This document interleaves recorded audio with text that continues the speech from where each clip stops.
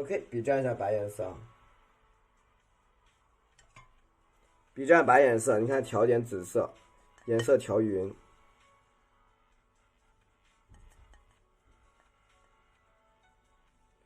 蘸一下我们的紫色，调匀，蘸一点曙红。对对对对对，蘸一点曙红。其实也，洛西说也不一定，也不一定，因为书法以中锋为主的，而枝干大部分走的是侧锋。蘸一点胭脂，一点点。好，我们来看一下啊，这个花头怎么画的？请看好了啊，这个花头啊，稍微提高一点点的啊。对，就直播间平时没有时间，你看啊，画的稍微简单一点点。你看啊，首先你看我笔尖加一条线在这儿，加一条线在这儿啊，你看，按上去推开。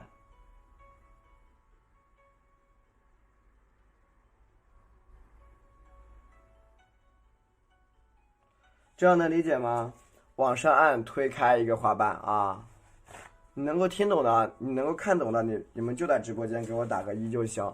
你只要能看得懂，你就打一就行。OK， 你看这个卷瓣是不是在这里啊？然后你看啊，顺着它去，因为这个花的花瓣是比较自由的。你看啊，笔尖点，它是比较自由的状态。你看这个地方把它给盖起来，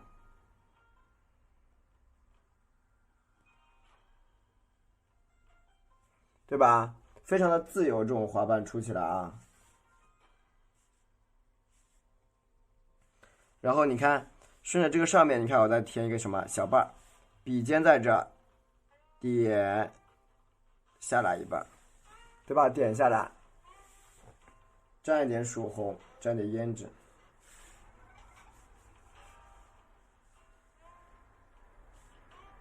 笔尖你看向外翻，你有没有感觉它这个地方合成了一个小方块？看见了吗？是不是合出来一个小方块？合住了，你看一个小方形的。破一下小方块，对吧？破开，一块一块给它破开啊！你看，非常的，你看这个时候怎么办？描线，你把所有的线给它描住就完事儿了啊！你看，对吧？所有的小方块的线给它盖起来。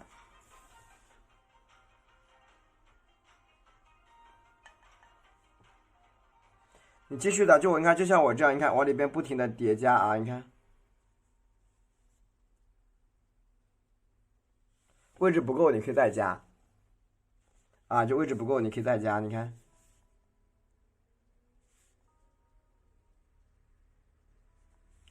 把所有的它的小洞口全部盖住啊，对，妖娆的所有小洞口盖住。你看刚才我们讲的是啊基础的，那么我们现在看看提高的啊。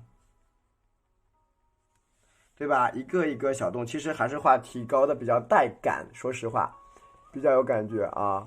你看卷起来，你看这个地方笔尖点一个小洞，你看深色的点，按下来一笔，把每一个小洞干嘛给它加起来，看见了吗？把你的每一个带洞的花瓣全部盖住啊，所有带洞的花瓣都要盖起来。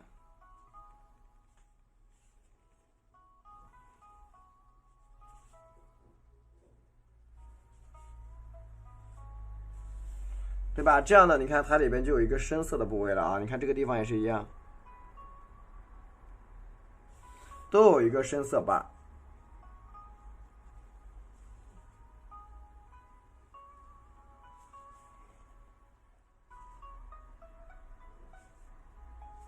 对吧？每一个啊小瓣会说过的花瓣啊，你看每一个小瓣都是向里边压啊，向里边压，把花瓣给它卷起来。对吧？别人这是卷瓣的啊，卷瓣。你看这个地方，笔往下按，笔尖覆盖在什么呀？笔尖覆盖在花瓣的里边，这是花心儿，是的。覆盖在花瓣的里边啊，去覆盖。你看这个地方也是一样，剩下的给它填起来。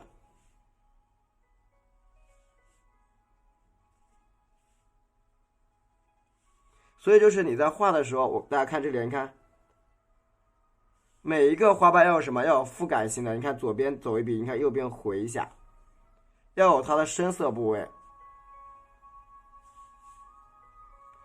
每一个花瓣你看都要有一笔的覆盖性，对吧？这就是花心儿，对，左画成那个感觉，对吧？你看它的每一个花瓣都是有覆盖性的啊，覆盖性的。你看好了，然后呢，我们再画外面的花瓣，这就是我们的啊，非常独立的，这是一款很独特的一款啊一个花头的风格。你看，笔尖点一下，按加出来，对吧？花瓣给它加出来，今天也是那一款，早上看到那一款是吗？对，花瓣给它加出来，非常自由。这一个花的花头处理方式很自由，它会很自由，你只要一层层的往上叠就很好看。对，从花心儿层层的向外包裹，你看，对吧？从花心层层向外包裹，然后呢，你看这有些空位的地方，像这个地方啊，你看，哎，点一下，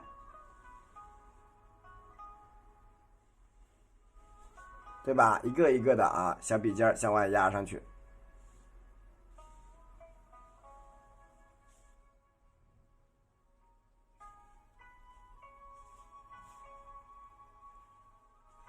层层的啊，向外面压。但是这款花头呢，它很好看，越南对，但这款花它很好看，沾一点紫色啊，一点曙红，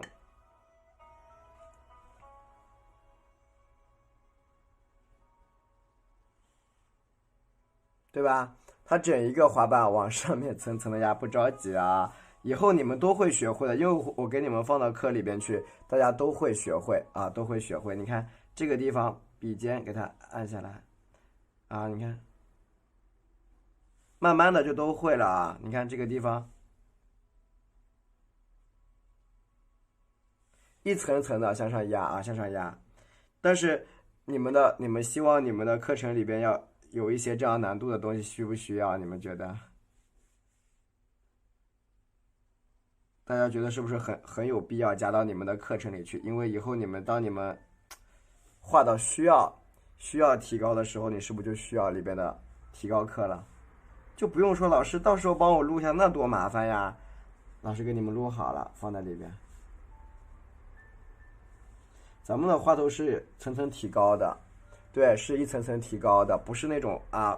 我并不是说把你们构图画大了就叫提高，不是啊。那不干这种，咱不干这个事儿。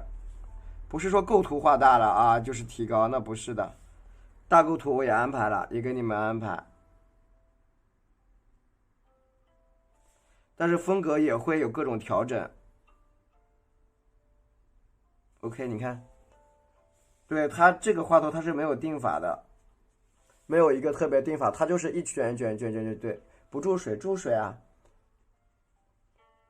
一个系列其实已经安排的差不多了，你看，整一个把它抠上去，你看啊。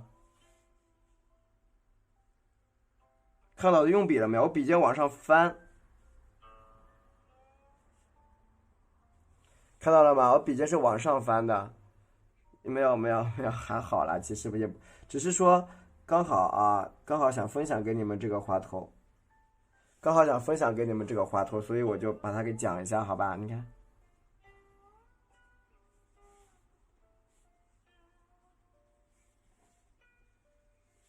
对吧？每一个花瓣。对脸系列的那不一定哦，那可不一定，它可能不是对脸的，哈哈。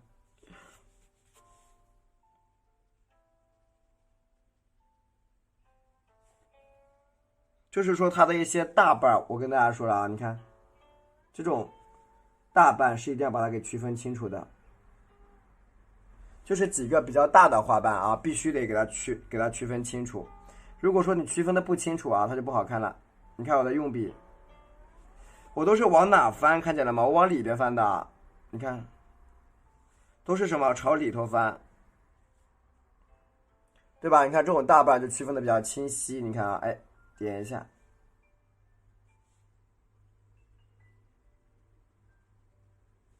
而且你在处理起来的时候，它要有小瓣也有大瓣啊，不是我的创意啊，而是因为这款花头呢，它存在于我们这个非常现实的，它存在于我们实际中的一个角度，它存在于我们的一个实际角度，就看你想不想画它。其实你看，笔尖点一下，往下翻，因为它本来这个花头就有这个角度的，我们实际中的花头它就有这个角度。你看，笔尖勾一下，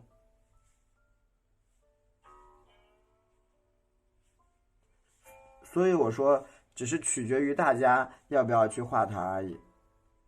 你看，对吧？你看这样的花瓣层次呢，它会比较的明显一点，一层层的给它折起来啊，折起来，你看这个地方也是一样。层层的去折，因为我这是从花心开始画的，花心从花心开始画，而且我经常跟大家说了，我说牡丹不应该只有那一个样子，其实不光是牡丹，任何的花卉都不应该只有那一个样子，它应该是多种多样的，应该是各种角度的，对吧？谢谢我红一腾哥哥啊！你看这里边的花瓣，给它一层层的给它压出来啊，压的千层，就是它的花瓣压的会比较明显啊，比较明显。然后你看，我把颜色加一点白色，然后加什么颜色？加一点绿色，加一点这个藤黄，谢谢，加一点黄色啊，加一点黄色，加点花青，有点微微发绿的一个色彩在里边。微微发绿的啊，蘸一点什么呀？蘸一点紫色，蘸一点我们的曙红，就是杂色啊，我们的杂色，曙红，一点点的胭脂，对，依旧是其中一个角度是含苞待放的，其中一个角度，你看旁边这些缺口啊，都是一样加，你看，哎，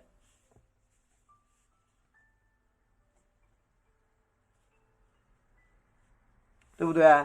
它这样的颜色是有差距的，是有差异性的，就是有的地方的颜色是微微的发绿的，那有的地方它不是这个，你看人家不是绿色，你看颠，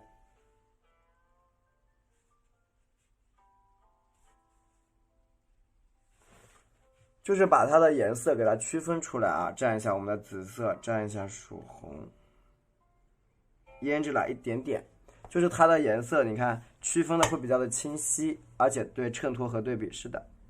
好，压一半，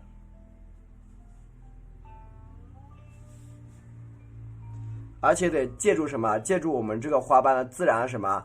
自然的一层晕染，你让它晕，别不阴啊！你那花瓣干干了就不好看了。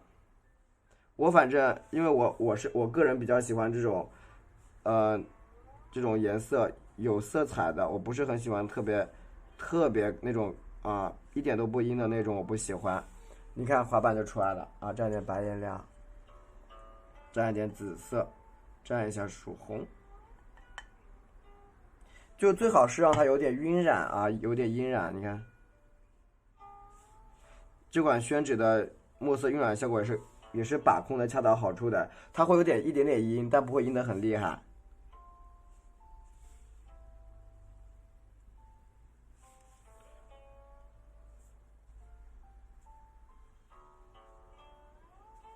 它会有一点点轻微的阴，但阴的不是很厉害。这款纸，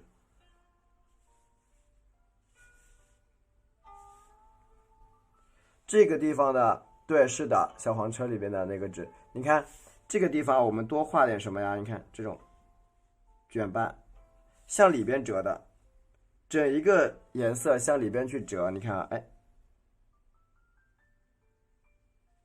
又一半，你看。再来一个瓣，一层层的去压，你压完之后，你看啊，哎，顺着它反过来压啊，反压，就是你先正着压，完了以后，你看反着压，简单的把这个地方给它包裹一下啊，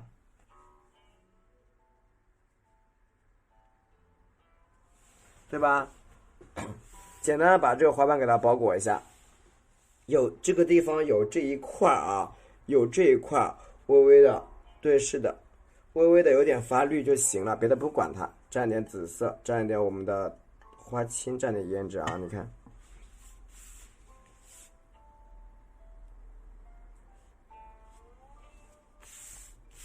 对，他们家的纸是挺好的，就是因为在直播间我不能说叠词，就是那种啊特别啊非常这个意思。其实我真的很想用这种词去形容他们家的纸，就真的挺那好的，挺好。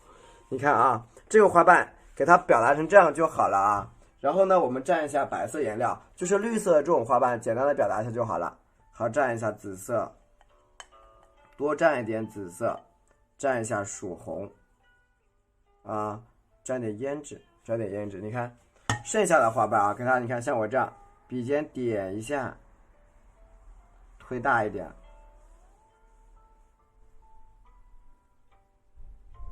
对吧？花瓣给它推大一点啊。他喜欢这个花头是吧？好的，啊，花瓣给它推大一点，笔呢蘸点曙红，加点胭脂啊，开始去叠瓣。你看，笔尖点一下，哎，弯一下，一个小瓣。再蘸点胭脂，加宣吗？其实差不多，加厚的也挺好用啊。一个一个小叠瓣给它叠出来，注意了，不要单一的去叠，你看偶尔也需要什么呀？翻啊，偶尔也需要翻，就有翻有叠的吧，会比较好看。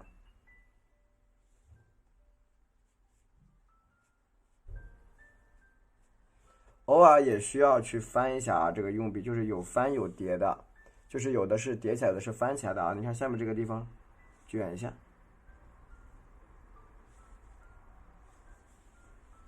剩下来你看剩下来这个花瓣啊，你看也是一样的，全部往上压起来，就颜色可以加的稍微深一点，蘸一点我们的紫色，蘸一点曙红，多加点胭脂。你看外面的花瓣，点横一下，自然的往上叠加就行了啊，自然往上叠加。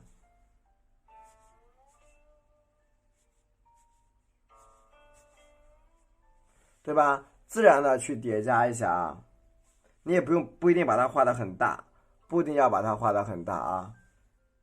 含苞待放的这一款花头是啊，就不一定你要把每个花头你看画的很大很大啊，不用画太大。好，这个地方你看填起来，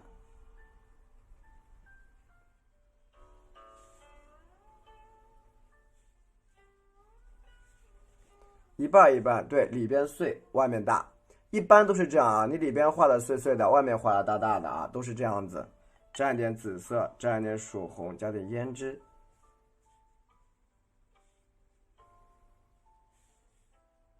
多放点胭脂，你看。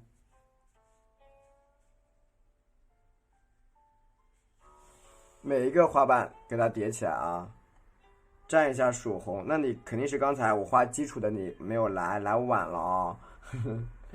对，我偶尔会讲讲我的基础的，剩下的我会讲一些提高的花头。你看这个地方的花瓣基本上就出来了，然后呢，像里边这个地方，你看卷瓣，哎，像我这样先压上去一些花瓣，对吧？朝上面压一压啊，压一压。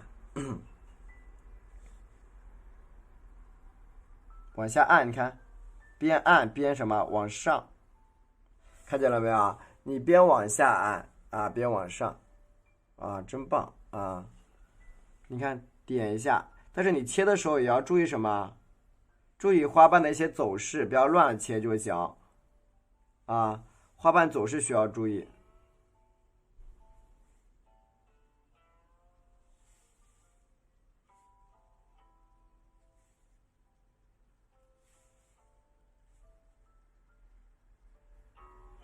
对吧？你把花瓣的走势是需要去注意的，花瓣走势如果你不注意的话，画出来的东西就很奇怪。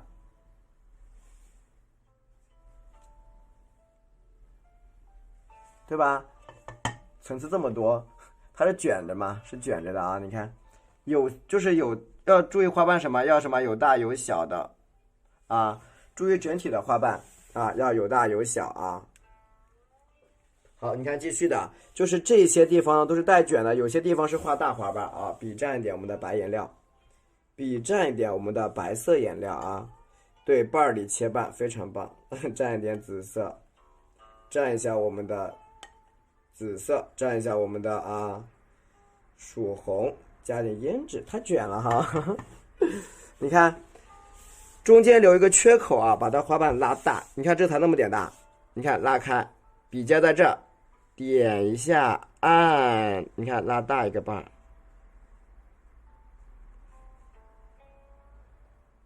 看见了没有？这边拉出一个大瓣啊，对吧？一个一个大瓣，蘸一点我们的胭脂，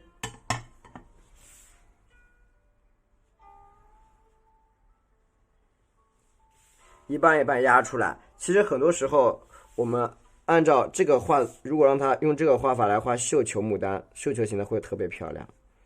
就是用这个花头，如果来画绣球型的，它会很好看。但是呢，画绣球的话，大家就不好学了啊。平时用的那款是基础款的啊。有你卷吗？我不知道哎。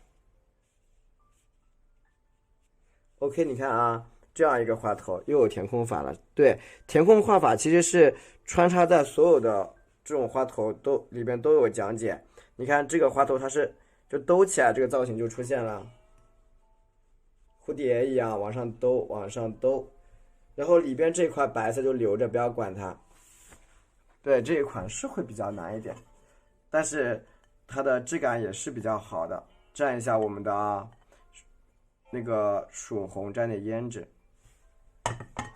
你看，哇，这还早呢。你看朝这个地方，你看啊，笔尖点快画好了，你看向上按，慢慢的推拉，你看啊，往上一点，你看推进来，对吧？注意一下，你看这个花瓣的推拉啊，推拉。有啊，这不在录吗？然后蘸一点什么紫色，蘸一点，多放一点曙红，一点点胭脂，啊，变这慢工出细活吗？还好吧，也不是慢工啊。你看这个地方，笔尖像我这样点，朝这画一下，笔尖朝上，知道吧，家人们？你看，笔尖朝上，笔尖朝上，好。回勾，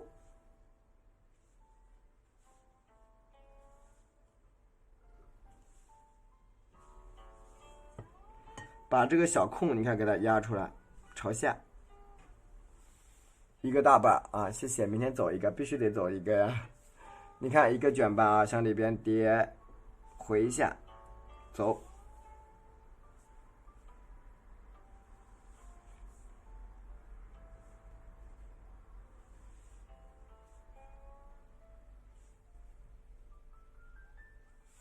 对吧？这样一个啊，你看，深色的花瓣在里边又出来了。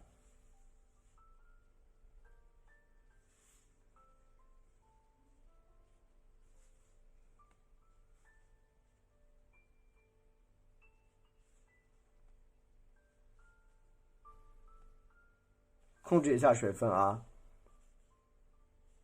没休息，还好，没事。你困的话，我给你放课里边就行。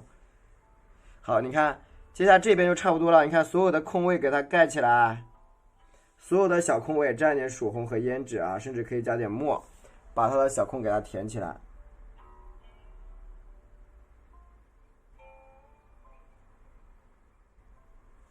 对吧？蘸点小空孔啊，给它全部压起来。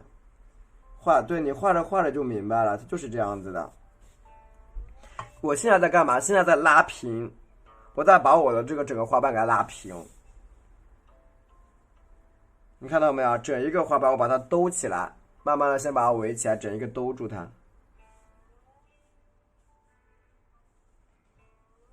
包括下面这个地方，你看我都去兜它了，开始。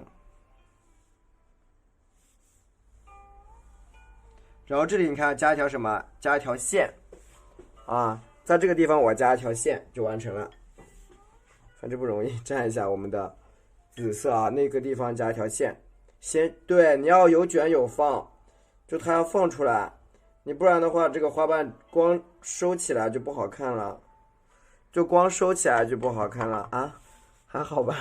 你看笔尖点，按一下，点一下，按一下，不会哭的吧？还好。你看笔尖向上，哎，拉一笔啊，拉一笔。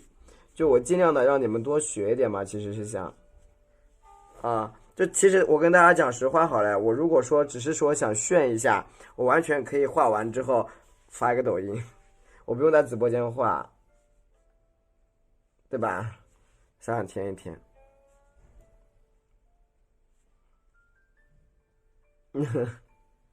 不是人卷，花很卷是吧？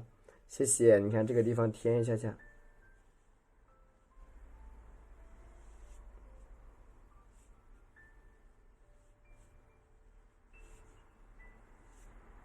对吧？一个卷瓣，大卷瓣朝下面卷。对，我的直播间画，你们还能看完一遍之后，明天还能再看一遍，这样子我觉得对大家的学习是比较好的，对不对？这样对你们学起来，我觉得会比较好一点，就是看2遍了就，啊，有道理吧？对，加个卷瓣。洗衣机里搅过了，可能吧，可能昨晚上我不小心丢进去了啊！你看这个地方，叠一个大瓣出来，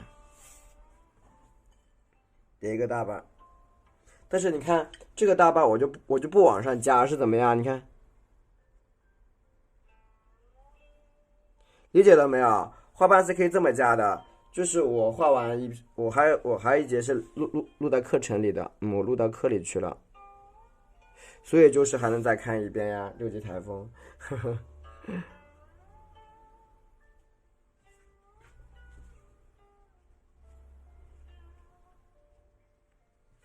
对吧？加几个，你看这个大瓣，就呈现出来这种卷曲的效果。谢谢。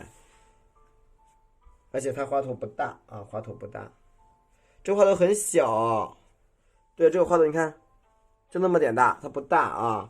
你不要把它画很大了，就完了啊，大的不得了啦，是不是？蘸一下紫色，一下曙红。其实这个就是一个什么，家人们，它就是一个造型的问题啊。其实很容易，它就是一个造型的问题。就像我说的，人有千面，花也是一样的，就是因为它的造型是这个样子啦，就是卷花瓣卷过啊。因为它的造型就是那种往上托起这种感觉嘛，所以呢我们在画的时候啊，也把它你看表达出这种向上托起的这个质感就对了。晚上好，晚上好。而且呢，我经常跟大家这样说啊，我说我们在画画呀，不是在生产商品，它创作的过程就是灵活多变的，创作的过程本身就是很灵活的。非常的多变，那这个叫创作呀，对不对 ？OK， 卷毛是吧 ？OK， 这个花头就画好了，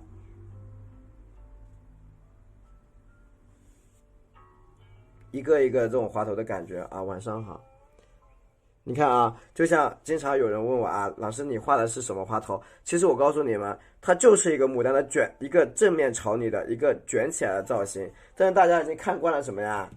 现在看惯了这种。啊，看惯了这个，换一个样子不认识了啊，看惯了这样子的，完了看惯了这种，看惯了那个啊，你换了一个，你马上就不认识。这角度有很多种，这就是角度的问题，理解了吗？这就是角度的问题。就所以说大家呢，我希望呀，大家都可以去，就是都可以去多看一看，就是各种各样造型的花头，这个横排的。就可以看到你就会发现各种各样的东西，你会发现啊，原来是这样子，你就会发现后面，对，角度，因为它的角度不同啊，角度发生了变化，谢谢，角度发生了变化，所以整一个它的造型等等也就发生了变化了，对吧？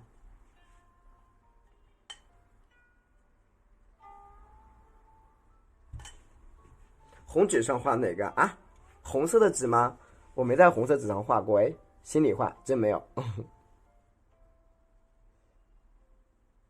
推一个吧，我真的没在红纸上画过，真的。好，加一个叠斑啊。红色画的再看一下直播台前面吗？好，稍等一下，好吧，等我这个画好啊。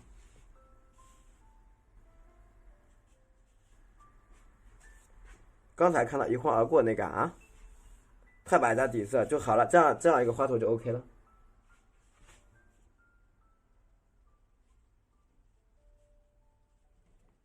OK， 你是说我画的哪个？这个吗？那你截个图吧。太白加藤黄，颜色稍微干一点啊，谢谢。太白的藤黄颜色稍微干一点。氧气。这朵花头的时候，你的叶子画的稍微少一点，不要多，好吧？这个纸可以裁的，我跟你说，比如说你觉得花头画小了，纸可以裁一裁啊，裁一裁。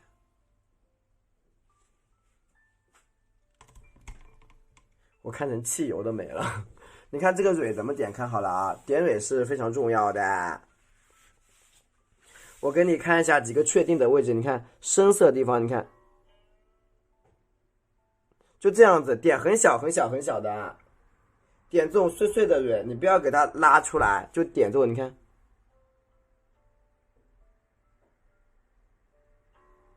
什么形状？是圆形的，明白了吗，家人们？这是圆形的点点啊，点一点圆形的点点，你不要给它拉出来那种丝丝的啊，它就是圆形点点，你看，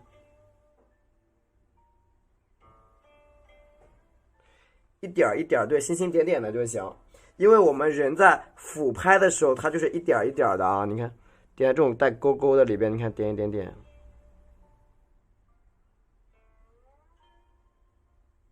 对吧？点在这个小勾勾，对，三五成群，是的。点在这个小勾勾里边一点一点的啊，你看，像这种你看卷瓣的地方，你看，哎，拉一点点出来，啊，三五成群的，一点一点点，小碎碎点就行。你不要给它点的那种，我们之前点那个长的、细长的这种不太合适，不太合适。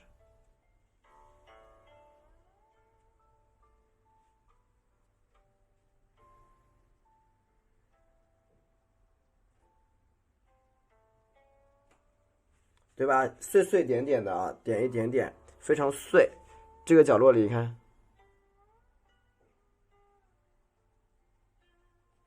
对吧？稍密一点啊，稍密一点，一点一点给它点着。你看，这样一个蕊就是这么铺着，向上仰的这个造型的蕊就出来了。所以说这个蕊简单吧？一点一点点上去行。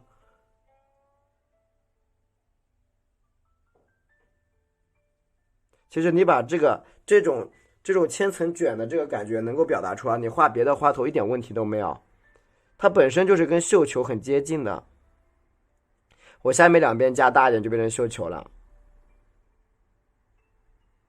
对不对？所以它本身跟绣球就很接近。所以说你把这款花头练会啊，你绣球就会了。绣球会画了，你别的还怕画不好吗？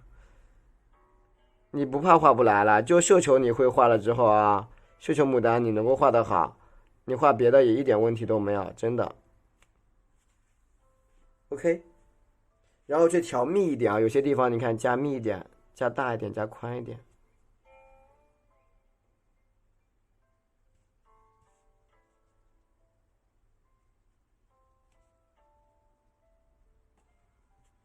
这个人你看，这个就出来了啊 ，OK 了。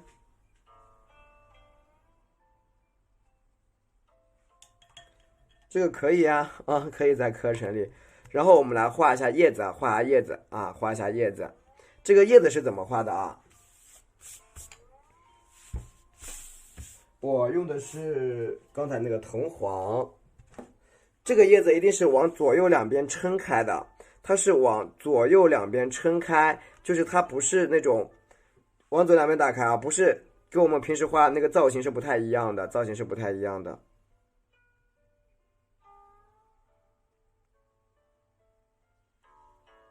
OK， 它的造型是不太一样的啊。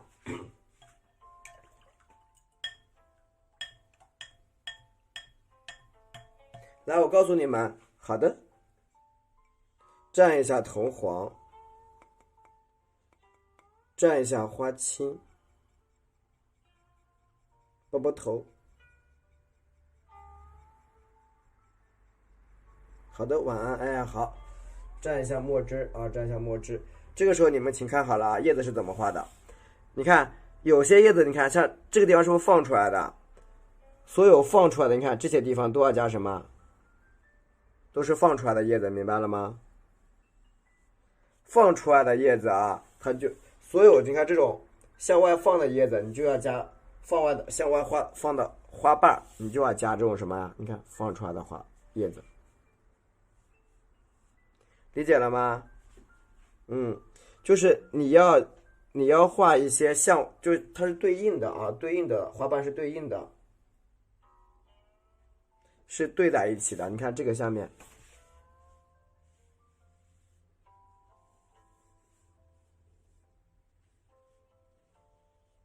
对吧？都是相对应的啊。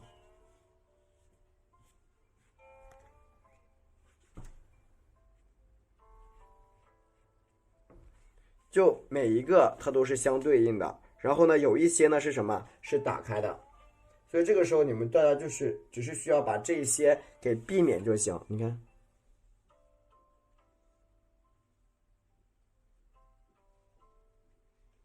对吧？加的厚实一下，加上叶子才有灵魂了，对吧？这个地方你看它是这样加的，那另外一边呢？你看好了啊。所以就是我们在加叶子的时候，你一定也要有什么？它有本身的，它是有变化的。你看好了，接下来这个叶子怎么加？是顺着花去加。你看这个地方啊，它是出来的，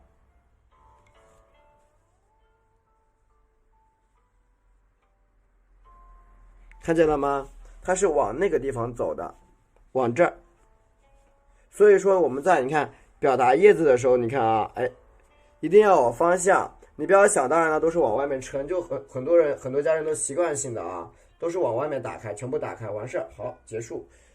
那样子非常容易把一个作品毁掉。你看，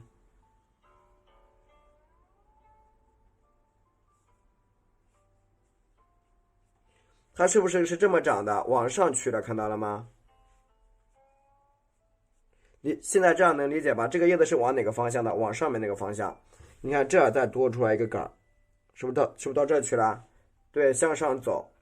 你这样加出来叶子才会比较符合实际的东西，因为它的花头就是扬起来的，向上扬的。这个花头是向上扬，你看，小尖，它只有一个尖尖，因为这下面有一片叶子传到上面去了，然后你看啊，花心这里从这里点拖到这个下面去，折起来。从这个花心你看，哎，来到这个地方点，往下，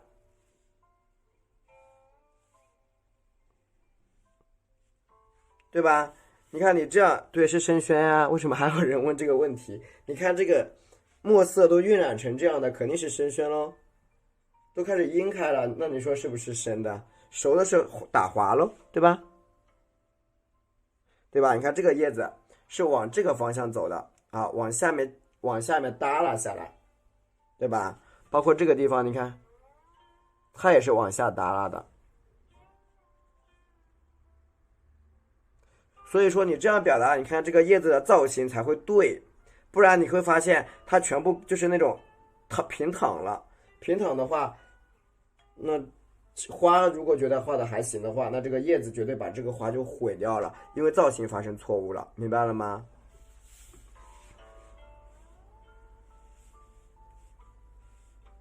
因为造型把它搞坏了，谢谢。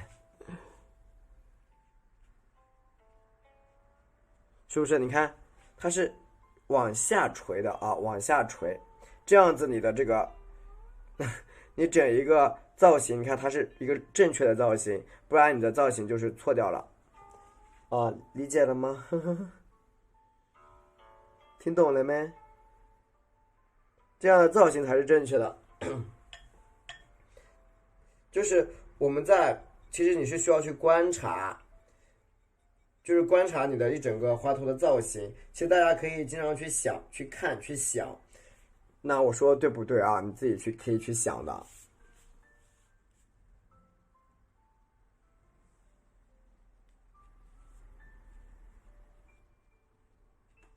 对吧？你们可以自己去看、去想，它是不是这个样子的。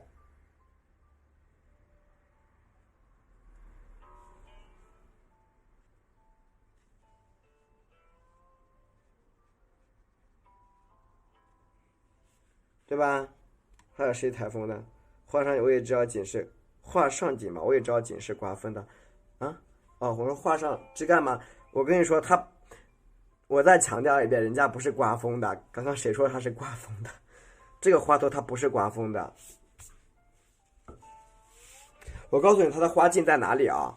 在这个地方，在这个下面，它被遮挡住了，是看不见茎的。这一个花是看不见茎的，你知道为什么吗？看到没有？这个花茎在它的背后，所以基本上看不到。我只能留一小枝在这个地方，或者弯这个地方弯着，把它架起来。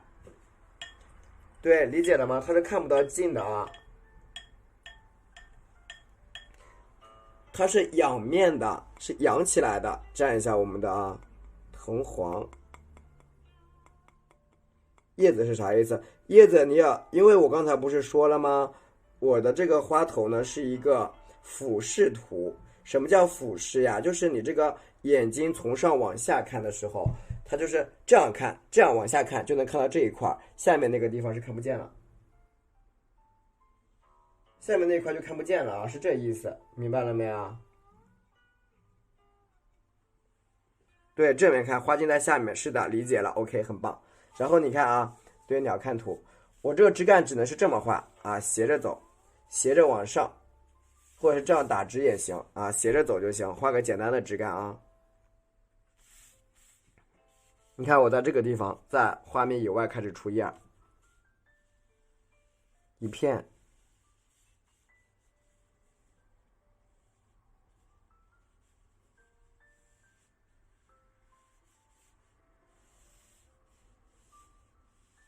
对吧？对，花心是正对着你们的，所以说枝干只能从外面进来，只能从外面进来，而不能什么呀，从里边出去，因为它里边是没有枝干的，它没有枝干，明白了吧？你看，继续的啊，今晚上还没过完，早就在考虑明天晚上的事了。对，我把今晚上的得先弄好呀，明天晚上可能讲简单的也有可能啊，你看，加这个啊，小的这个。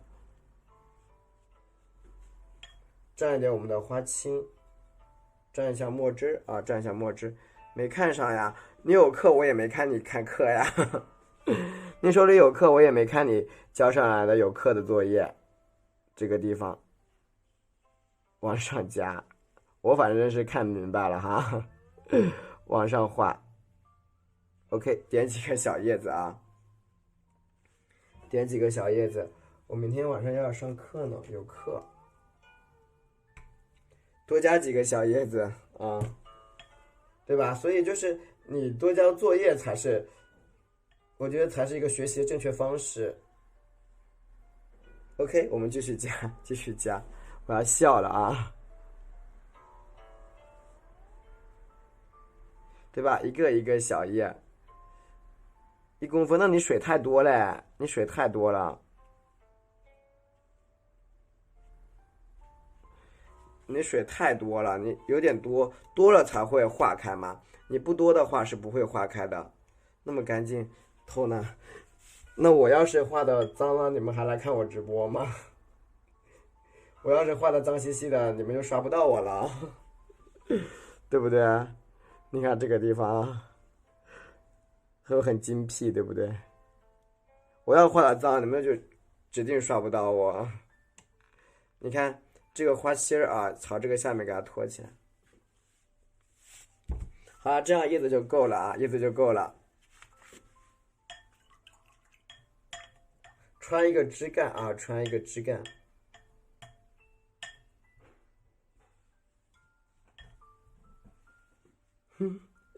笔蘸一下赭石啊，笔蘸一点赭石，蘸一下我们的墨汁儿。笔蘸点赭石，加点墨汁。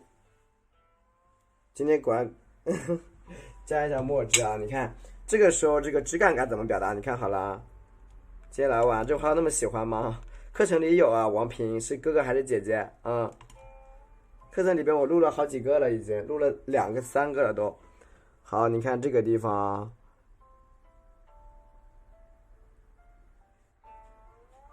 枝干往上弧啊，往上弧。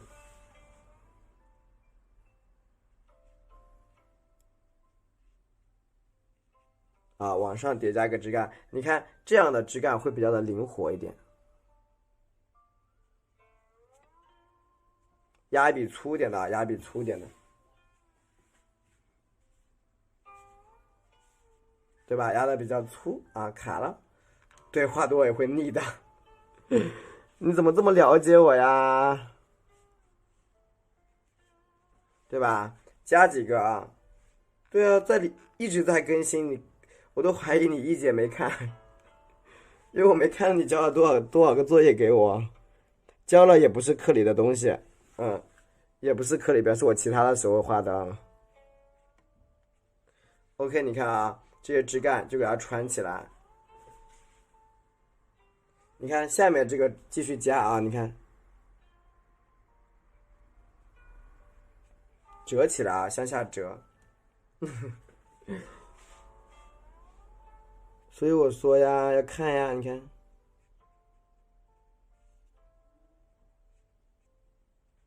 对吧？添几个，小白能学会啊。小白，我跟你们说，小白要怎么学？你从这个开始学，然后再学到这里，知道吧？听懂了吗？就老师不会啊，一点计划都没有，就让你们从那个开始啊，那完全没办法学的，对不对？那我肯定是有计划的呀，兄弟们。家人们，我肯定是有计划的，不会让你们乱来。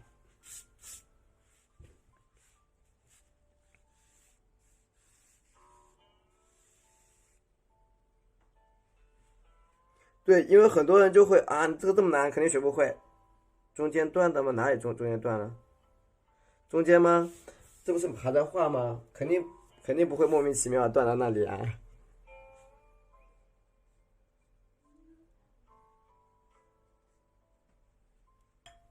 肯定是有计划的，为什么断到那里啊？肯定是有说到的。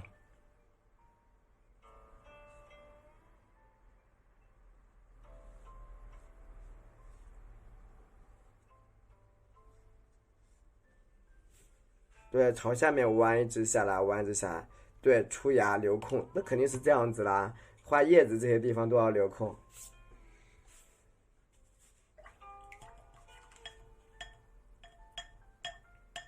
OK 啊，然后呢，我们加点什么呀？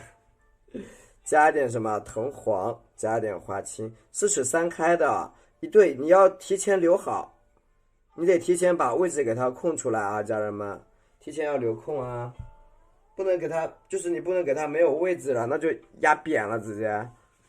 你看这个地方，看到了吗？我要干嘛？压一片下来，这样是不是这边就比较干净？而且你看我没有覆盖它，中间非常自然的断开了，对吧？非常自然的就断开了，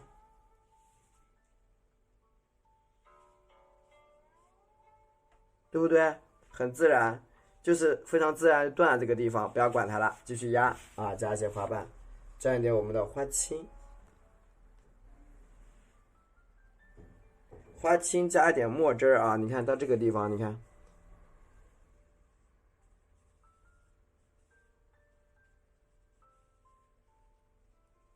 点一点点啊，点一点点，然后上面这个叶子啊，哎呦呦，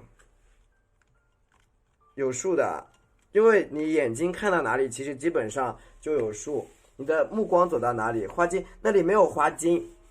对，我刚才讲了，这个花头就像你这个纸巾一样啊。你现在是这么看它，所以下面是被遮住了，看不到花茎的，看不到。所以我这个地方只画了老枝干，我没有加茎啊，没有加茎，没有加叶，就没有加这些花茎什么的，没有加啊，加几个小叶在上面。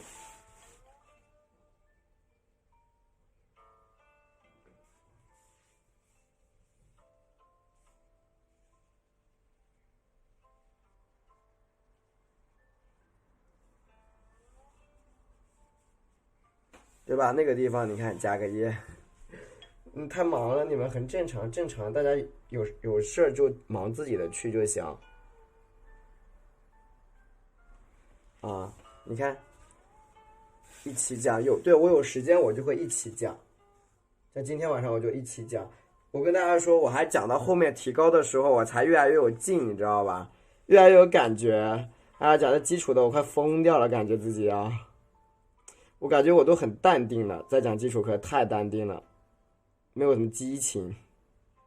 OK， 你看啊，这样小叶子就加出来了。对，讲基础课感觉不知道啥激情啊，有时候，救命啊，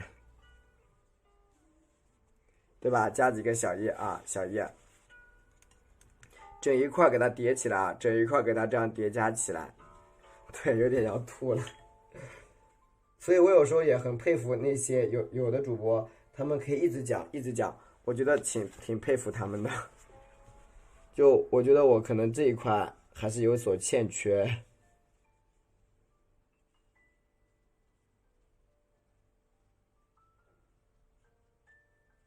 对吧？添一点小叶子，添一点小叶子，这画太好看了，喜欢就好啊，添点小叶子。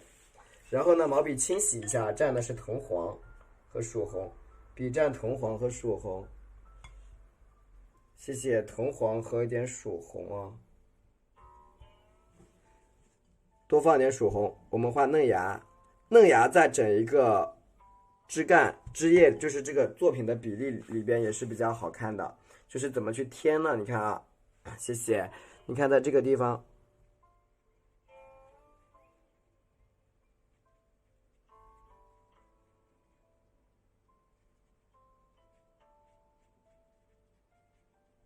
嫩芽你要添的比较碎啊，对，嫩芽你得添的比较碎，如果添的太密的话，它就不美了。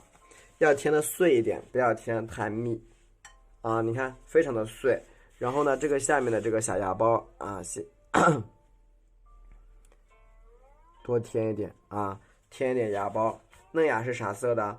藤黄加藤黄加曙红，藤黄加曙红啊。你看这个边边上。藤黄加曙红，你看加在边边上，蘸一下我们的再蘸一点曙红，好可爱啊！你看啊，这个边边上的尖尖怎么填？你看，把这个地方调整一下，你看，哎，1、2、3，你看叠加起来，叠加几个小单叶啊！你看这个地方，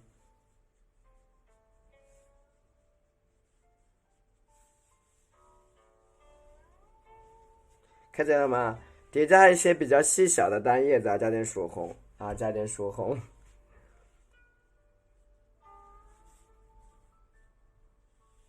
加进来啊，加进来。看到这个地方叠，你看，哎，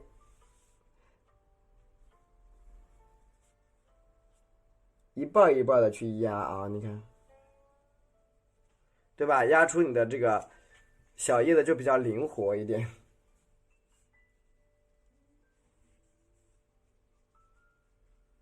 扭啊扭，你看扭出来，对吧？这个小叶子就比较灵活，这一块处理了以后，有点就是往回看的感觉就有了。然后呢，旁边给它添加一些什么黄色的藤黄，蘸点曙红，你看啊，这些边边上你看给它处理一下，添点这种小嫩叶，来一点点就好了。上面呢加几个花苞啊，你看在这儿点一下。这样这幅作品就完成了，比较简单。我下面裁掉一点儿就好了，裁掉一点，留一点点空位，太多了。不用43开的。然后我们把叶脉画一下啊，叶脉画一下。来，我还好吧，我把叶脉给你们画一下。你看，今晚上11点不到就画完了耶，11点不到就画完了啊。粘一下这个，就要画3张画啊。今天休息吗？也想休息，也想来着。本来想讲个基础的，结果一下讲了个，本来我想讲个基础的，结果一下讲多了，讲了个难的，对，讲了个难的，对，钩叶茎。